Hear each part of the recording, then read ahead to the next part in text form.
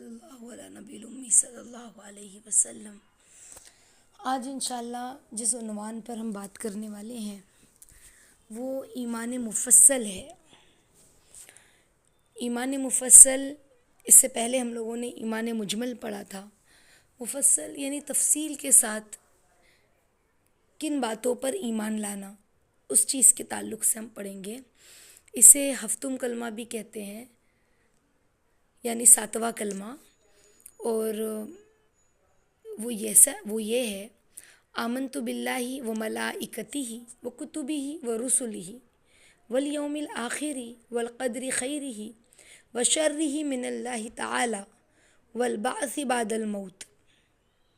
یعنی ایمان لائی میں اللہ پر، آمنت باللہ، ایمان لائی اللہ پر، و ملائکتہ، اس کے فرشتوں پر، و کتبہ، اور اس کی کتابوں پر، و رسلہ، اور اس کے رسولوں پر، والیوم الآخر، اور قیامت کے دن پر۔ کون سے دن پر؟ آخرت کے دن پر۔ والقدر خیرہ و شرہ من اللہ تعالی، والقدر یعنی تقدیر پر، اچھی اور بری، من اللہ تعالی، اللہ کی طرف سے۔ یعنی اس بات پر ایمان لائی کہ جو بھی میری تقدیر میں اچھا یا برا، یہ سب میرے رب کی طرف سے ہے۔ والبعث بعد الموت، اور موت کے بعد اٹھائے جانے پر ایمان لائی۔ سبحان اللہ، کتنی پیاری بات ہے۔ دیکھیں، اس سے پہلے بھی آپ لوگوں کو بتایا گیا کہ عقائد یعنی اسلام میں کن چیزوں کی اہمیت اور معنی ہے، کیا عقیدہ ہے دین اسلام کا، ہمیں وہ جاننا ہے نا۔ تو عقائد میں جو ہم نے پڑھا ایمان مفصل، آمنت باللہ، تو ایمان لائی میں، اس سے پہلے ایمان مجمل پہ سبق دیا گیا تھا کہ ہمیں ایمان مجمل پڑھنا ہے اور بار بار کہنا آمنت باللہ، اللہ میں آپ پر ایمان لائی۔ تو ہم نے ایمان مفصل پڑھ تو لیا، آمنت باللہ و ملائکتہ و کتبہ و رسلہ والیوم الآخر والقدر خیرہ و شرہ من اللہ تعالی والبعث بعد الموت، رٹا رٹایا یاد کر لیا، پڑھ لیا۔ لیکن آمنت باللہ و ملائکتہ، تو اب ہم نے کیا کرنا ہے؟ ہم نے اس کے فرشتوں پر ایمان لایا، تو کیسے ایمان لایا؟ صرف زبانی، بلکہ ہمیں یقین ہو کہ اللہ کے فرشتے ہیں ہمارے کندھوں پر، کرامن کاتبین، ہے نا، کرامن کاتبین فرشتے ہمارے کاندھوں پر بیٹھے ہیں، وہ ہماری نیکیاں اور برائیاں لکھ رہے ہیں۔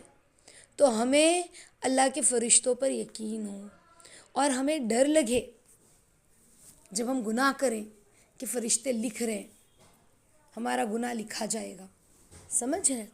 اور ہم نیکی کریں تو بھی ہمیں احساس ہو کہ ہمارے کاندھوں پر فرشتے بیٹھے ہیں، ہم جو نیکی کر رہے ہیں یا جو گناہ کر رہے ہیں سب وہ لکھتے ہیں۔ حتیٰ کہ ہمارے بڑے بزرگ کہتے ہیں کہ جب ہم سلام پھیرتے ہیں السلام علیکم ورحمۃ اللہ سیدھے کاندھوں پر، اور پھر الٹے کاندھے پہ جب سلام پھیرتے ہیں، تو کہا کہ ہمیں احساس ہو کہ ہمارے کاندھوں پر فرشتے بیٹھے ہیں اور ہم سلام کر رہے ہوں تو ان پر سلامتی بھیج رہے ہوں، تو ہمیں یہ بھی احساس ہو، سمجھ رہے؟ تو اتنا زیادہ ہمیں احساس، کسی نے اگر یہ کہہ دیا کہ فرشتے، ہم نہیں مانتے فرشتوں کو، تو وہ ایمان سے خارج، وہ مسلمان ہو ہی نہیں سکتا، ایمان سے خارج ہو گیا۔ کیونکہ ایمان کا جو عقائد جو ہے، عقائد میں یہ تفصیل سے بتا دیا گیا کہ ہمیں کن کن باتوں پر ایمان لانا ہے، اللہ پر، اس کے فرشتوں پر، اور اس کی کتابوں پر۔ تو کتابوں پر ایمان یعنی اللہ رب العزت کی 4 آسمانی کتاب ہے، توریت، زبور، انجیل، قرآن مجید، ہے نا۔ ہمیں اس بات پر یقین ہو، ہمارا ایمان ہو کہ یہ چاروں آسمانی کتاب ہے، یہ چاروں کیا ہے؟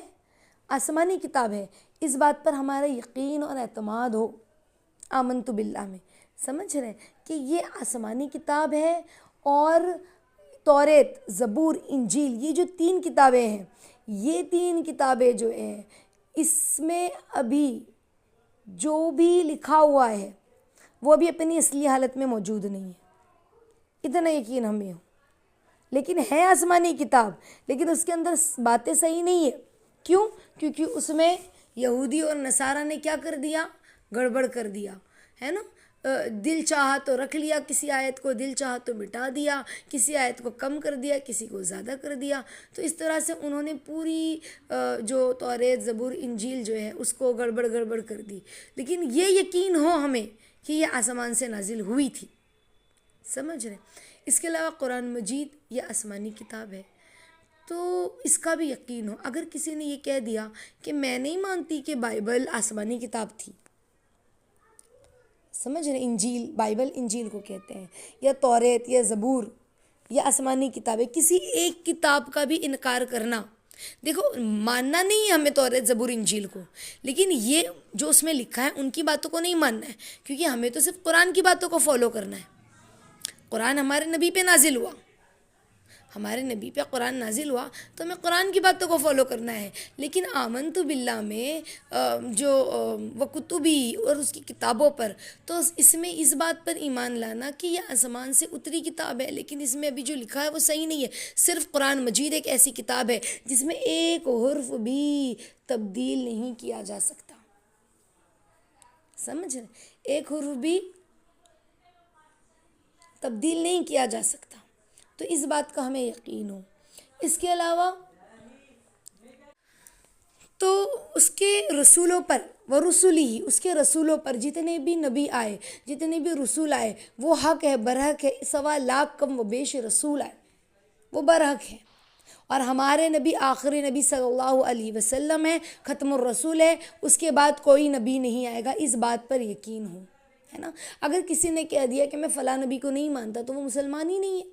ہر نبی، جتنے بھی نبی قرآن اور حدیث سے ثابت ہیں، اور جتنے نبی جن کا نام نہیں بھی ہمیں معلوم ہے، لیکن اتنا معلوم ہے کہ وہ 1.25 کم و بیش نبی تھے، تو اتنی بات کا اقرار کرنا ضروری ہے.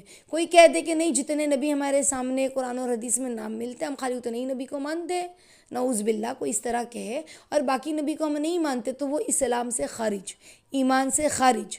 سمجھ رہے ہیں؟ کیونکہ اسلام نے ہمیں، دین نے بتلایا ہے عقائد کہ کم و بیش 1.25 انبیاء کرام دنیا میں مبعوث کیے گئے.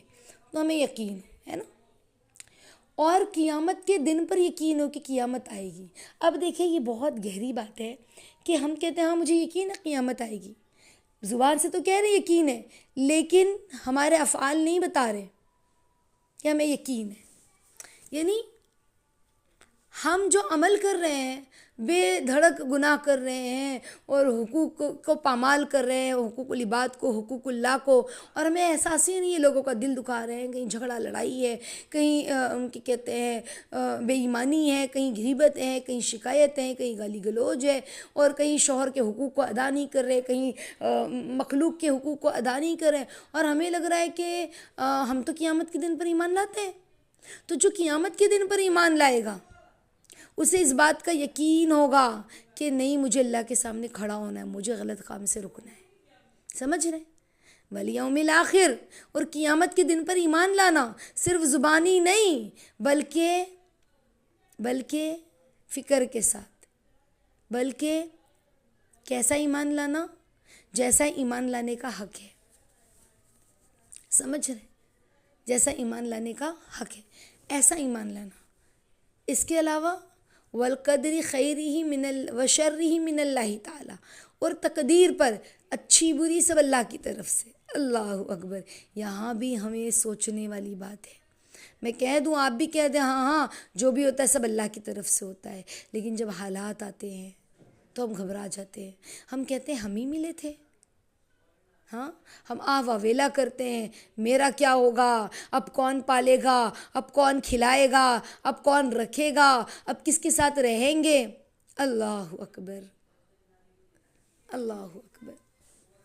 تقدیر جو لکھا ہے اللہ میں اس پر راضی، برا اچھا سب پر راضی.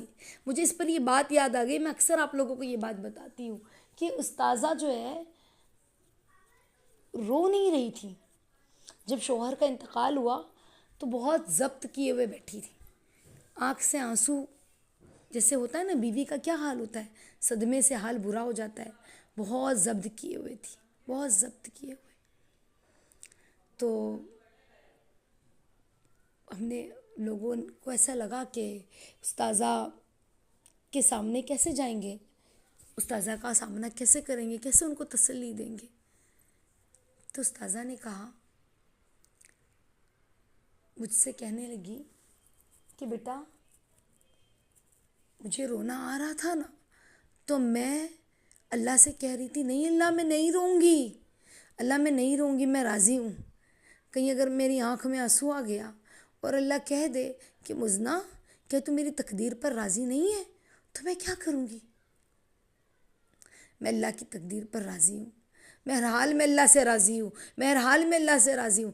حالانکہ اگر آنسو سے رو لیتے تو کوئی گناہ نہیں تھا، ہے نا، کوئی گناہ نہیں تھا، لیکن اللہ کی محبت کا جذبہ کیسا، کہ اللہ میں راضی، اللہ میں راضی، اللہ میں راضی۔ آپ ایسا آپ کو یوں نہ لگے کہ میں آپ کی تقدیر پر، آپ کے فیصلے پر راضی نہیں ہوں۔ اللہ یہ نہ کہہ دے اچھا مزنہ تجھے شکایت ہے میرے فیصلے پر، یوں اس طرح کہہ رہی تھی۔ اللہ اکبر، وہ وقت بھی عجیب و غریب تھا۔ بہرحال کہ ان استاذہ کو دیکھ کے ہم لوگوں کا ایمان تازہ ہو رہا تھا، ہم لوگوں کا ایمان بن رہا تھا، ہم لوگوں کو اللہ سے ایک تعلق محسوس ہو رہا تھا۔ اللہ والوں کا تو انداز الگ ہوتا ہے نا، اللہ کے پیاروں کا انداز ہی جدا ہوتا ہے، جو غموں میں مسکراتے ہیں اور خوشی میں روتے ہیں۔ اللہ تعالیٰ ہم سب کو عافیت کے ساتھ اپنا عاشق صادق بنائے۔ بہرحال بتانے کا مقصد یہ ہے کہ ہمیں بھی اللہ کی تقدیر پر راضی ہونا چاہیے، واویلا نہ کرے کہ اللہ یہ کیا ہو گیا، میرے ساتھ ہی ہوا تھا، میں ہی ملی تھی۔ اللہ استغفر اللہ، ایمان میں کمی اور بسا اوقات یہ جملے انسان کو ایمان سے خارج کر دیتے ہیں، سمجھ رہے؟ تو قدری ہی والقدری آمنت باللہ والقدری خیری و شرری من اللہ تعالیٰ، تقدیر اچھی بری سب اللہ کی طرف سے، سب اللہ کی طرف سے ہے۔ شاید اس میں اللہ نے میرے لیے کچھ رکھا ہو خیر، شاید اس میں اللہ نے میرے لیے کوئی بھلائی رکھی ہو، تو ہر چیز اللہ کی طرف سے، اس بات پر یقین ہو، ہے نا۔ پھر اس کے بعد والبعث بعد الموت، مرنے کے بعد اٹھائے جانے پر یقین ہو کہ ہمیں دوبارہ اللہ کے سامنے کھڑا ہونا ہے۔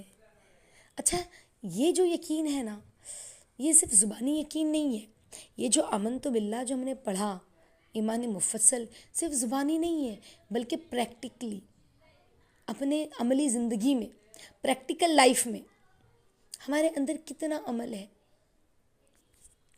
السلام علیکم اگر باجی۔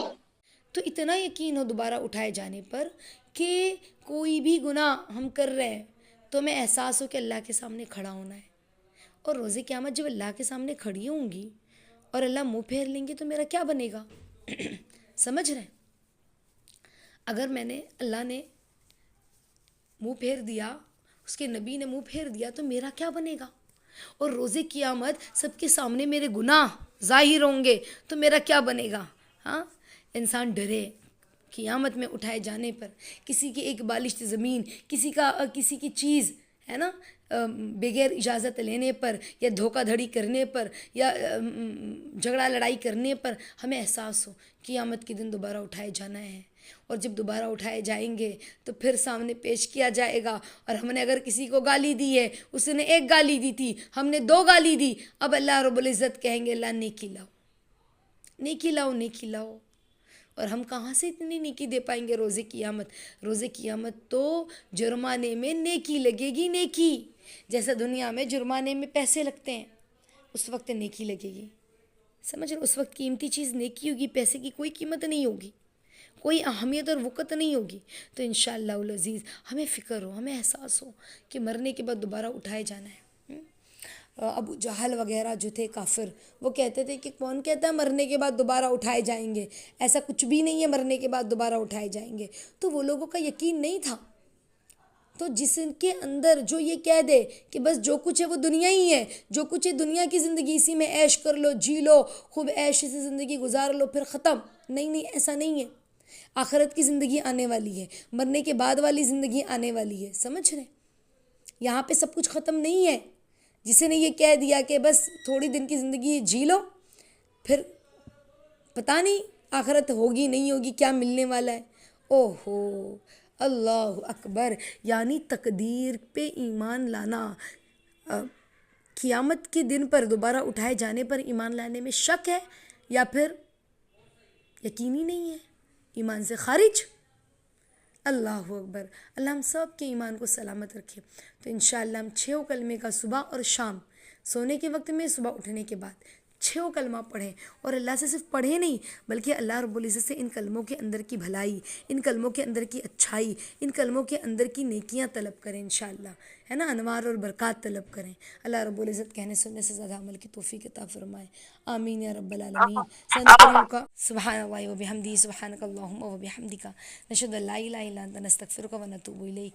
سبحان ربک رب العزت عما یصفون وسلام علی المرسلین والحمد للہ رب العالمین۔ جزا اللہ عنا محمد ما هو اہلہ صلی اللہ علیہ وسلم۔ اللہم تقبل دعا و تقبل اعمالنا و تقبل قلوبنا و تقبل نیات، آمین یا رب العالمین۔ السلام علیکم ورحمۃ اللہ وبرکاتہ۔